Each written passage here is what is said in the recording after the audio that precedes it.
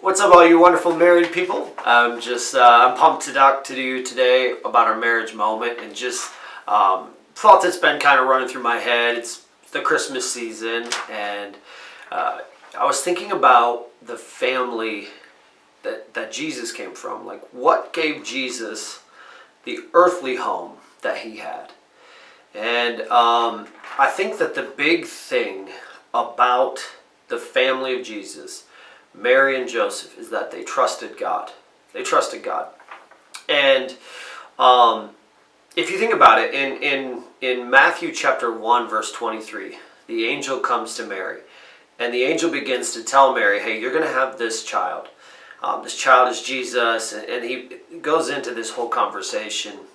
And her answer in Luke chapter 1, verse 38 is, let it be to me according to your word. Now, you just for a moment consider the amount of trust that she has for God in this moment. In this moment, she's agreeing, okay, God, if you want people to mock me for the rest of my life for getting pregnant out of wedlock, if you want me to watch my son die on a cross, if you want me to watch my son leave me to go on his mission, if you want me to be ridiculed and mocked and doubted and questioned for the rest of my life, then let it be to me according to your word. Mary has this incredible trust for God, and so does Joseph. Joseph had his doubts about Mary. If you look at Matthew chapter 1, verse 19, it says that he was unwilling to put her to shame, so he resolved to put her away quietly. What that means is he resolved to divorce her quietly. He thought that she had had an affair and that she was claiming that it was God.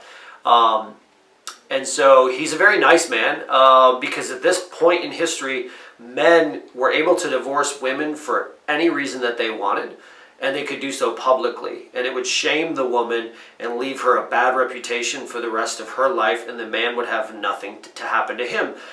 This is not how God wanted it to be. This was just the way the Pharisees had adjusted the laws to make it that way at that point in time. And Joseph could have publicly made her this huge example and shamed her. And if you think about really her trust for God, she was willing to allow that to happen. She was willing to allow Joseph to publicly disgrace her and for her to raise her kid on her own for the rest of her life. But God comes in Matthew chapter 1, verse 20 through 21. The angel comes to him and talks to him. And then the cool thing is God actually names Jesus. We often think like, oh, Mary and Joseph named him, but God named him. So they even trusted God all the way down to the name. And then Joseph, of course, agrees, and Mary agrees, and they begin to build this home for Jesus built on a trust for God.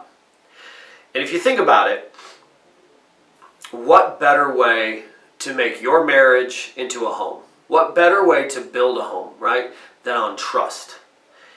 If you trust each other, the Bible says perfect love casts out fear.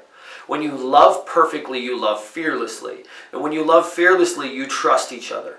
You build your relationship on this trust. Trust is everything in a relationship. We need to trust each other, and we need to earn each other's trust, right? So, but also, we need to be families who trust God. We need to be families who are willing to obey and trust God in every and any circumstance, in every situation. We want our families to be families that are built on trusting God and on trusting each other. I love you. Have a great rest of your week.